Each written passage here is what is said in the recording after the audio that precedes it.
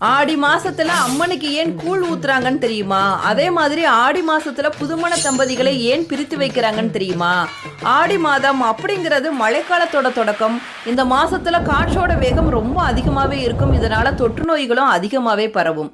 வேப்பிலையும் எலுமிச்சம்பழமும் சிறந்த கிருமி நாசினி. கூழ் உடலுக்கு குளிர்ச்சியை தரும். அது மட்டும் இல்லாம நோய் எதிர்ப்பு சக்தியையும் அதிகரிக்கும். நோய்கள் தீரவும் நோய் எதிர்ப்பு சக்தியை அதிகரிக்கவும் தான் கோவில்கள்ல வேப்பிலை தோரணம் கட்டி ஆடி கஞ்சியை பக்தர்களுக்கு பிரசாதமா கொடுக்கறாங்க. ஆடி மாசத்துல கர்ப்பம் தரித்தால் சித்திரையில தான் குழந்தை பிறக்கும். சித்திரை மாதம் அப்படிங்கிறது வெயில் உச்சக்கட்டத்துல இருக்கிற மாதம். அக்னி நட்சத்திரத்தினால தாயும் சேயும் ரொம்பவே அவதிப்படுவாங்க.